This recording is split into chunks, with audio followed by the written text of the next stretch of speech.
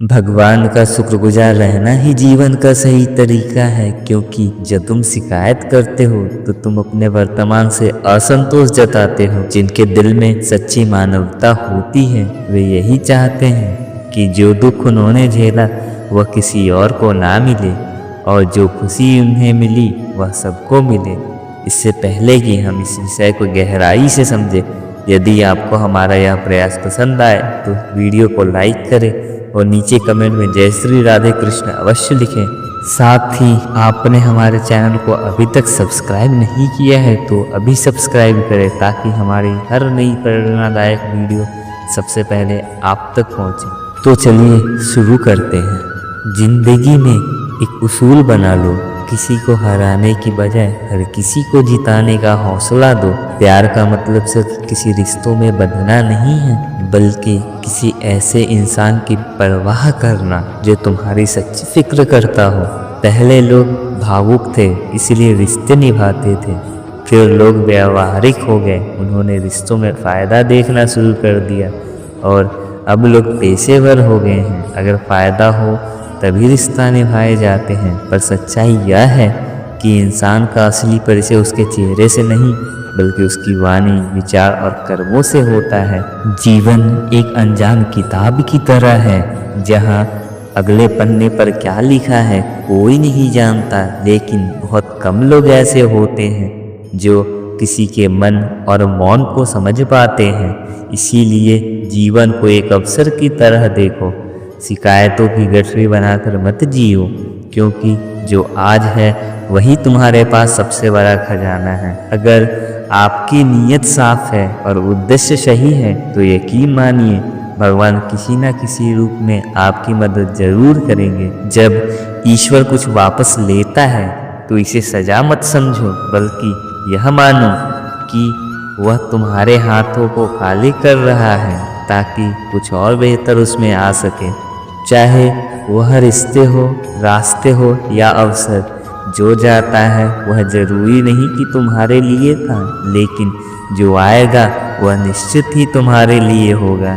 ईश्वर से की गई प्रार्थना का अर्थ यह नहीं कि वह आपकी स्थिति तुरंत बदल देगा, बल्कि उस प्रार्थना से हमारे चरित्र में बदलाव आता है, हमारी सोच बदलती है, हमारे विचार बदलते हैं, और जब सोच बदलती है तब परिस्थितियां भी स्वयं बदलने लगती हैं। इसीलिए केवल हाथ जोड़ने से कुछ नहीं होगा, मन को भी झुकाना पड़ेगा। हमारी बातें इतनी मधुर होनी चाहिए कि अगर कभी हमें उन्हें वापस लेना पड़े तो वह कड़वी ना लगे। शब्दों का घाव तलवार के घाव से भी गहरा होता है। लोग तुम्हारी बुद्धिमत्ता को भूल सकते हैं, तुम्हारी उपलब्धियों को भी भूल सकते हैं, लेकिन कैसे बोले थे यह हमेशा याद रखते हैं। अपने जीवन में थोड़ा स्वाभिमान रखना भी जरूरी है, अन्यथा लोग आपको उन जगह पर भी दबाने की कोशिश करेंगे जहां आपका अधिकार है। भगवान श्री कृष्ण ने कहा है कि जो व्यक्ति दुख और सुख को समान रूप से देखता है और इंद्रियों के विषय से विचलित नहीं होता, वही मोक्ष का अधिकारी है। जो चीज़ें तुम्हारे नियंत्रण में नहीं है उनमें समय बर्बाद करना मूर्खता है। दुनिया में हर किसी को खुश करने की कोशिश मत करो, क्योंकि यह असंभव है। जब तक आप खुद से हार नहीं मानते तब तक दुनिया की कोई ताकत आपको परास्त नहीं कर सकती। आप कमज़ोर नहीं हैं, वक्त ऐसा है और वक्त बदलता है, इसके साथ परिस्थितियां भी बदलती है। इसीलिए बिना थके, बिना रुके अपने कर्म करते रहिए। कोई भी किसी और के सपनों को पूरा करने के लिए इस दुनिया में नहीं आया है, हर कोई अपनी तकदीर को हकीकत बनाने में लगा हुआ है। अगर सफलता तुम्हारे हाथ नहीं आ रही तो इसका मतलब यह नहीं कि वह तुम्हारी नहीं है, इसका अर्थ सिर्फ इतना है कि तुम्हारी कोशिशों में बदलाव की ज़रूरत है। जीवन में प्यार और नफरत दोनों के बीच संतुलन बनाए रखना जरूरी है। जब दोनों ना हो तब चीज़ें और भी अस्पष्ट हो जाती हैं, क्योंकि जब तुम नफरत में जकड़े होते हो तो कुछ देख नहीं पाते, और जब प्यार में डूबे होते हो तो बहुत कुछ अनदेखा कर देते हो। जीवन ठहराव और गति के बीच का संतुलन है। कभी रुको, सोचो, फिर आगे बढ़ो। जब मैं कहता हूँ कि तुम देवी देवता हो, इसका अर्थ यह नहीं कि तुम पूजा के पात्र हो। तुम में अनंत संभावनाएं हैं। तुम्हारी क्षमताएं सीमित नहीं हैं बल्कि अनंत हैं। अगर कोई कहता है कि तुमसे कुछ नहीं होगा तो याद रखना, तुम्हारी शक्ति को जानने वाला तुम्हारे भीतर बैठा है, बाहर नहीं।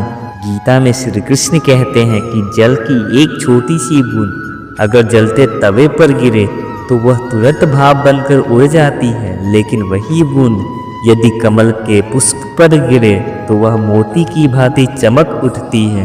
पर यह वही बूंद है जो अगर किसी मृत व्यक्ति के मुख में गिरे तो गंगाजल बनकर उसे मोक्ष प्रदान करती है। परंतु यदि वही बूंद किसी सर्प के मुख में गिरे तो वह विष में बदल जाती है। हर परिस्थिति में वह बूंद केवल एक जल की बूंद ही रहती है, लेकिन उसका परिणाम बदलता है केवल उसके संग के कारण।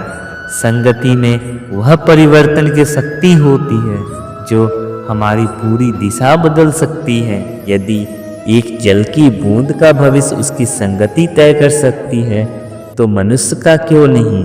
अच्छी संगति ऊंचाइयों तक लेके जाती है और बुरी संगति अधोगति की ओर धकेल देती है। अगर आप बुरे लोगों के साथ रहेंगे तो या तो उनके शिकार बन जाएंगे या खुद उन्हीं के जैसे बन जाएंगे। इसीलिए जीवन में यह सुनिश्चित करना अत्यंत महत्वपूर्ण है कि आप किन लोगों के साथ समय बिता रहे हैं, क्योंकि संगति ही आपकी सोच, आपके कार्य और अंततः आपके जीवन की दिशा तय करती है। कभी सोचा है क्यों कुछ लोग बड़े होते हैं और कुछ लोग गिर जाते हैं? क्यों कुछ लोग कठिनाइयों के बावजूद सफलता प्राप्त कर लेते हैं और कुछ लोग छोटी छोटी समस्याओं से हार मान लेते हैं? यह सब उनकी सोच और संगति पर निर्भर करता है। किसी महान व्यक्ति के साथ एक दिन बिताना वर्षों की किताबें पढ़ने से अधिक मूल्यवान हो सकता है। दुख ने एक बार सुख से कहा, तुम्हारा नाम तो हर इंसान की जुबान पर है, सब तुम्हें पाना चाहते हैं। सुख मुस्कुराया और बोला, भाग्यशाली तो तुम हो क्योंकि लोग तुम्हारे आने पर अपनों को याद करते हैं, जबकि मेरे आने पे वे अपनों को भूल जाते हैं। सुख भले ही सभी को प्रिय होता है, लेकिन दुख की भी अपनी जगह होती है। दुख हमें जीवन के असली मूल्य समझाता है। यह हमें दिखाता है कि कौन हमारे साथ है और कौन नहीं। जीवन में दुख दो तरह से आता है। पहला तब जब हमारी कोई इच्छा अधूरी रह जाती है और दूसरा तब जब हमारी सारी इच्छाएं पूरी हो जाती है। कई बार जब हम सब कुछ पा लेते हैं तब भी हमें संतोष नहीं होता। असल में दुख हमारे जीवन का एक ऐसा हिस्सा है जो हमें मजबूत बनाता है। जब भी जीवन में कठिनाई आती है, यह केवल हमें कष्ट देने नहीं आती बल्कि हमें सीखने और समझने का मौका देती है। अगर थोड़ी कठिनाई सहने से बड़ा सुख मिल सकता है तो समझदार व्यक्ति वही करेगा। वह छोटे दुख को स्वीकार करेगा और बड़े सुख की ओर बढ़ेगा। याद रखो, अंधेरा सिर्फ इस बात का संकेत देता है कि उजाला पास है। दुख केवल यह बताने आता है कि सुख तुम्हारी राह देख रहा है। कठिनाइयाँ इसीलिए आती हैं ताकि जब तुम जीतो तो वह जीत और भी मीठी लगे। जीवन एक रेलगाड़ी की तरह है, जब तक चलती है लोग आते हैं जाते हैं, कोई नया चढ़ता है, कोई पुराना उतरता है। कभी तेज दौड़ती है, कभी धीमी हो जाती है, कभी किसी स्टेशन पर ठहरती है और कभी अनजान पटरियों पर निकल पड़ती है। लेकिन एक दिन आखिरी स्टेशन आता है जहां सबको उतरना ही पड़ता है, कोई साथ नहीं जाता। यही जीवन की सच्चाई है। श्री कृष्ण कहते हैं, जो होता है अच्छे के लिए होता है। कई बार जीवन हमें ऐसे मोड़ पर लाकर खड़ा कर देता है जहां हम खुद को असहाय और हारे हुए महसूस करते हैं। हम सोचते हैं कि हमारे साथ ही ऐसा क्यों हो रहा है, लेकिन सत्य यही है कि जो कुछ भी होता है वह अच्छे के लिए होता है। अगर कोई सपना टूटता है तो समझो कि नया सपना संजोने का समय आ गया है। अगर कोई रिश्ता छूटता है तो समझो कि नए और सच्चे रिश्ते की जगह बन रही है। अगर कोई अवसर हाथ से निकलता है तो यह संकेत है कि उससे भी बेहतर अवसर तुम्हारी प्रतीक्षा कर रहा है। श्री कृष्ण कहते हैं, हे पार्थ, जो हुआ वह अच्छे के लिए हुआ, जो हो रहा है वह भी अच्छे के लिए हो रहा है, और जो होगा वह भी अच्छे के लिए ही होगा। हर परिस्थिति में छुपा संदेश समझो। जब पक्षी का घोंसला टूटता है तो वह उड़ने को मजबूर होता है, और यही उड़ान उसे ऊंचाइयों तक लेके जाती है। जब कोयले पर दबाव पड़ता है तभी वह हीरा बनता है। जब रात सबसे काली होती है तब सूरज निकलने वाला होता है। श्री कृष्ण कहते हैं, जीवन अपने आप सुंदर नहीं बनता, इसे संवारने के लिए हमें प्रार्थना, विनम्रता, त्याग और प्रेम जैसे गुण को अपनाना पड़ता है। यह संसार नाश्वर है परंतु हमारे कर्म अमर हैं। हर नई सुबह एक नया अवसर लेकर आती है, लेकिन जो बीत गया वह सिखाने के लिए था, जो आने वाला है वह बीते हुए कल से बेहतर होगा। बस इस विश्वास को कभी टूटने मत दो। चिंता करना केवल मन को व्यस्त करता है। इससे ना तो कल की समस्याएं सुलझती है और ना ही आज का सुकून मिलता है। हम अक्सर वही खोने से डरते हैं जो हमारे पास होता ही नहीं। जो सच में तुम्हारा है वह कभी तुम्हें छोड़कर नहीं जाएगा, और जो तुम्हारा नहीं है वह लाख कोशिशों के बाद भी तुम्हारे पास टिकेगा नहीं। कभी गौर किया है, जो लोग सबसे ज़्यादा मुस्कुराते हैं उनके दिलों में अक्सर सबसे गहरे जख्म होते हैं, क्योंकि इस दुनिया में हर व्यक्ति की सोच, उसका एहसास और उसका दर्द अलग होता है। आंखें सबकी एक जैसे नहीं होती, लेकिन देखने का नज़रिया सबका अलग होता है। कुछ लोग तुम्हारी मुस्कान में तुम्हारी खुशी देखेंगे और कुछ लोग उसमें छिपे दर्द को भी पढ़ लेंगे। जीवन में किए गए अच्छे कर्म व्यर्थ नहीं जाते। जो भलाई तुम किसी और के लिए करोगे वह किसी न किसी रूप में तुम्हारे पास लौट कर आएगी। रिश्तों की बुनियाद प्रेम और विश्वास पर टिकी होती है, स्वार्थ पर नहीं। कभी कभी जिंदगी हमें ठोकर देती है और वह ठोकर दर्द भी देती है, पर याद रखना, अगर तुम संभल गए तो यही ठोकर तुम्हें मजबूत बनाएगी। गिरना कोई हार नहीं है, हार तो तब होती है जब तुम उठने से इनकार कर दो। मैं खुद भी इस बात पर गर्व करता हूँ कि मैं ठोकर खाकर गिरा था, पर किसी की नज़रों से नहीं। जिंदगी में ठोकर खाना ज़रूरी है, क्योंकि ठोकर ही यह एहसास कराती है कि कौन अपना है, कौन पराया, कौन साथ है और कौन सिर्फ समय काट रहा था। अक्सर लोग कहते हैं कि समय बदल जाता है, लेकिन सच तो यह है कि समय नहीं, लोग बदल जाते हैं। और जब तुम्हें यह समझ में आता है तो तुम्हारी अपेक्षाएं भी बदल जाती हैं। अब ना तो ज़्यादा लोग अच्छे लगते हैं और ना ही किसी से अधिक अच्छाई की उम्मीद रह गई है। रिश्ते उन्हीं से रखो जो तुम्हारी इज्जत और सम्मान करे, क्योंकि भीड़ बढ़ाने से कोई फायदा नहीं। कुछ लोग साथ रहकर भी अपने नहीं होते और कुछ लोग दूर रहकर भी हर पल तुम्हारे साथ होते हैं।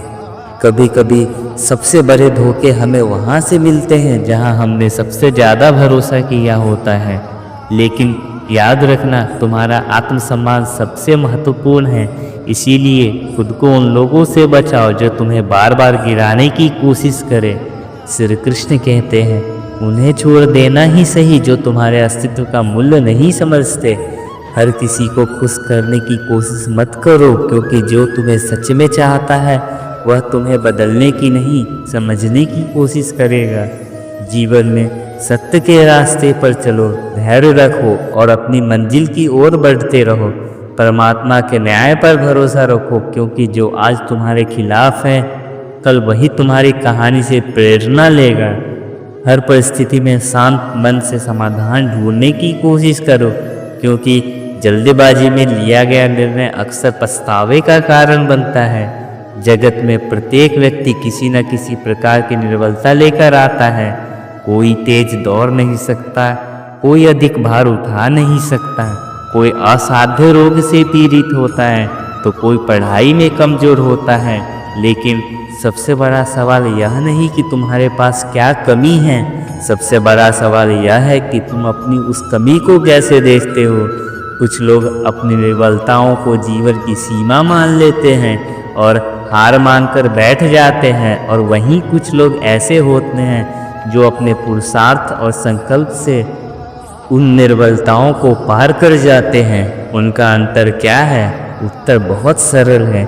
जो व्यक्ति अपनी निर्बलताओं से हार मान लेता है वह वहीं रुक जाता है, पर जो व्यक्ति अपनी कमजोरियों से लड़ता है वह उन्हें पार कर आगे बढ़ जाता है। ईश्वर हमें कुछ कमियों के साथ इस संसार में भेजता है, लेकिन उन कमियों को स्वीकार कर हार मान लेना हमारे मन की कमजोरी होती है।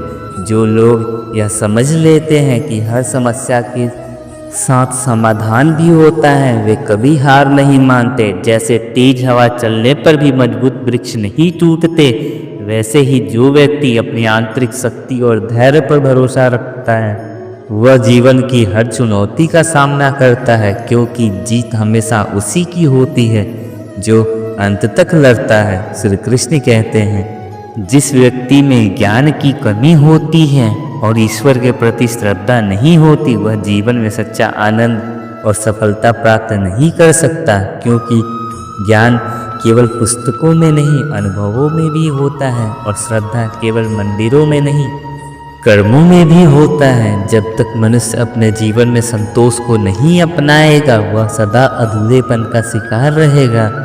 ईश्वर ने हमें जो भी दिया है वह हमारे लिए पर्याप्त है, यही सबसे बड़ी सच्चाई है।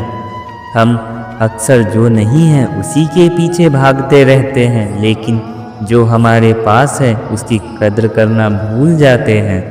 संतोष, सदाचार, स्नेह और सेवा जैसे गुण तभी प्रकट होते हैं जब हम सत्संग का सहारा लेते हैं, अच्छे विचारों को अपनाते हैं और जीवन को एक नए उद्देश्य के साथ जीते हैं। कभी सोचा है हम इस यात्रा में क्या कर रहे हैं? क्या हम सिर्फ बैठकर नज़ारे देख रहे हैं? क्या हम मंजिल तक पहुंचने के लिए चल भी रहे हैं, या बस सोचते रह जाते हैं? एक गधा दोहरे विचारों में पड़ा रहा। उसके दोनों ओर हरी भरी घास थी, लेकिन वह तय नहीं कर पाया कि कौन सी ज़्यादा अच्छी है। कभी एक ओर बढ़ता, फिर दूसरी ओर का आकर्षण महसूस करता। इसे उधेरे वन में उसकी पूरी उम्र निकल गई और अंततः वह भूखा ही मर गया। 99% लोग इसी गधे की तरह होते हैं, सिर्फ सोचते रह जाते हैं लेकिन कदम नहीं उठाते। अगर आप यह तय नहीं करेंगे कि आपको किस दिशा में जाना है तो आप भी इसी भ्रम में अपनी पूरी ज़िंदगी बर्बाद कर देंगे। अपने आप से ईमानदारी से पूछिए, क्या आप बस सोचने वालों में से हैं या करने वालों में से? श्री कृष्ण कहते हैं, हमारा जीवन उस रेत घड़ी की तरह है जिसमें जो रेत नीचे गिर चुकी है वह अतीत बन चुकी है, जो ऊपर है वह भविष्य है, लेकिन सबसे महत्वपूर्ण वह संकीर्ण मार्ग है जहाँ से रेत गिर रही है। यही हमारा वर्तमान है। अक्सर हम बीते समय का शोक मनाते हैं या आने वाले कल की चिंता में डूबे रहते हैं, लेकिन क्या हमने कभी सोचा कि हमारे हाथ में यह जो पल है उसे हम किस तरह से जी रहे हैं? क्या हम इसे आनंद और प्रेम से भर रहे हैं? क्या हम इसे निराशा और दुख में गंवा रहे हैं? जो लोग कहते हैं अभी नहीं बाद में करूँगा, वे भूल जाते हैं कि बाद में भी अभी ही आएगा, लेकिन जब तक हम जागेंगे तब तक बहुत देर हो चुकी होगी। हम हमेशा सोचते हैं कि सब कुछ ठीक हो जाएगा तब हम खुश होंगे। जब पैसा आएगा, जब समय मिलेगा, जब हालात सही होंगे, जब कोई हमें समझेगा तब हम आनंद लेंगे। लेकिन सच तो यह है कि खुश रहने के लिए किसी सही समय की प्रतीक्षा करने की ज़रूरत नहीं है।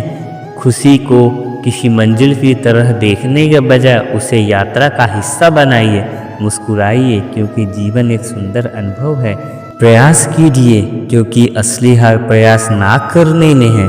लोग प्यार के लिए बने हैं और चीज़ें इस्तेमाल के लिए, लेकिन परेशानी तब शुरू होती है जब हम चीज़ों से प्यार करने लगते हैं और लोगों को इस्तेमाल करने लगते हैं। इसी उलटफेर में हम खो बैठते हैं वे रिश्ते जिन्हें हमने दिल से चाहा था। मंजिलें अक्सर मिल ही जाती है, लेकिन वे लोग नहीं मिलते जिनके बिना हम जिंदगी की कल्पना तक नहीं कर सकते थे। कचरे के डिब्बे में पड़ी रोटियां हमें यह सिखाती हैं कि जब इंसान का पेट भर जाता है तो वह अपनी असली औकात दिखाने लगता है। जिनकी वफादारी पर हमें नाज था वही लोग वक्त के साथ बदल जाते हैं। अच्छाई के पीछे बहुत कम लोग जाते हैं, जबकि बुराई के पीछे दौड़ने वालों की कमी नहीं होती। शराब बेचने वाला कभी अपनी दुकान से बाहर नहीं जाता, लेकिन दूध बेचने वाले को हर गली में घूमना पड़ता है। यही दुनिया है। बुराई खुद चलकर लोगों के पास जाती है, लेकिन अच्छाई को खुद को साबित करना पड़ता है। जिंदगी में कोई भी पूरी तरह काबिल नहीं होता। हर कोई किसी न किसी रूप में अधूरा है, और वह घाव जो अपनों के दिए होते हैं वे किसी भी एक्सरे में नज़र नहीं आते। लेकिन सबसे ज़्यादा दर्द भी वही देते हैं जिनमें इंसानियत नहीं है। वे भी तो मुर्दा ही हैं, भले ही उनमें सांस चल रही है। कुछ लोग अपनी पूरी ज़िंदगी उन लोगों के लिए बर्बाद कर देते हैं जिन्हें उनकी कोई परवाह नहीं। परवाह उन लोगों की करनी चाहिए जो हमारे होने से खुश होते हैं, ना कि उन लोगों की जो हमारी मौजूदगी में भी हमें अनदेखा कर देते हैं। जिंदगी ने हमें कई सबक सिखाए हैं, और हर एक अनुभव का शुक्रिया, क्योंकि इन सब से हमने एक बात ज़रूर सीखी, किसी का दिल मत दुखाओ, क्योंकि जितनी जल्दी वे लोग दूर चले जाते हैं जिन्हें हम खोना नहीं चाहते, उतनी ही जल्दी हमें यह एहसास भी हो जाता है कि हमने उनके लिए कितना किया और बदले में हमें क्या मिला। इंसान आधा सुनता है, चौथाई समझता है, शून्य सोचता है, लेकिन प्रतिक्रिया दुगनी देता है। यही वजह है कि उसे समझ पाना इतना मुश्किल हो जाता है। सच बोलने वालों और दूसरों की भलाई करने वालों को ही दुनिया में सबसे ज़्यादा नफरत और विरोध का सामना करना पड़ता है। विडंबना देखिए, आज की नौकरी हमें इस मोड़ पर ले आई है कि अपने ही घर जाने के लिए दूसरों से इजाज़त लेनी पड़ती है। हमने पैसा कमाने के लिए अपना वक्त बेचा है और फिर उसी वक्त को वापस खरीदने के लिए पैसा खर्च कर रहे हैं। यह कैसी ज़िंदगी है? मोह में डूबे हम दूसरों की बुराइयां नहीं देख पाते और क्रोध में अपनी अच्छाइयों को भी भुला बैठते हैं। लेकिन सच्चाई यह है कि मनुष्य खुद ईश्वर तक नहीं जाता, बल्कि जब वह तैयार होता है तो ईश्वर खुद उसके पास आते हैं। इसीलिए जितना हो सके सरल बनने की कोशिश करें, स्मार्ट बनने की नहीं। जीवन की इस दौर में अपने आप को खोने की बजाय अपने आप को पाने की कोशिश करें। जिंदगी की असली जीत वही होती है जब हम खुद को समझ पाते हैं। श्री कृष्ण कहते हैं कि ईर्ष्या, जलन और द्वेष हमारे जीवन के सबसे बड़े शत्रु हैं, क्योंकि सबसे बड़ा शत्रु वही होता है जो हमें सबसे ज़्यादा नुकसान पहुंचाए। और हमारी सबसे बड़ी हानि क्या होती है? समय की हानि। हमें जितना समय मिला है वह सीमित है। कोई भी सदा अमर नहीं रहता, तो फिर किस बात की चिंता, किस बात का भय, किसके लिए दुखी होना? जिंदगी का हर पल अनमोल है। जिसके पास हो उसकी कदर करो, जो चला गया उसे जाने दो। जब हम जलन या द्वेष को अपने भीतर पालते हैं तो सबसे पहला नुकसान हमारा ही होता है। जिस समय को हम अपनी प्रगति, सुख और शांति में लगा सकते थे उसे हम व्यर्थ कर देते हैं। हम अपने दिमाग में उन्हीं लोगों को जगह देते हैं जिनसे हमें जलन होती है। लेकिन क्या कभी सोचा है जिनसे हम ईर्ष्या करते हैं उन्हें इससे कोई फर्क नहीं पड़ता? उन्हें पता भी नहीं कि हम भीतर ही भीतर घुल रहे हैं। जलन की आग सबसे पहले उसी को जलाती है जो इसे अपने भीतर सहेजता है। क्या हम सच में अपने जीवन को इस धुएं में झोंकना चाहते हैं? अगर किसी की प्रगति मन में ईर्ष्या जगाती है तो क्यों ना इसे प्रेरणा में बदल दिया जाए। दूसरों की सफलता देखकर कूड़ने की बजाय उनके साथ उनकी खुशी में शामिल होकर देखिए। आप खुद को बहुत ऊंचा पाएंगे। आप समझ पाएंगे कि सच्ची खुशी दूसरों के साथ मिलकर चलने में है, ना कि उनकी सफलता से जलने में। जीवन का असली अर्थ तभी समझ आता है जब हम दूसरों के चेहरे पर मुस्कान लाने का कारण बनते हैं। जितना हम औरों के लिए अच्छा सोचते हैं उतना ही जीवन हमें वापस देता है। श्री कृष्ण कहते हैं, दुनिया की सबसे प्यारी जोड़ी मुस्कान और आंसू है। जब यह दोनों एक साथ आते हैं तो वह क्षण सबसे खूबसूरत बन जाता है। जिंदगी सुख और दुख का मिश्रण है और यही मिश्रण हमें इंसान बनाता है।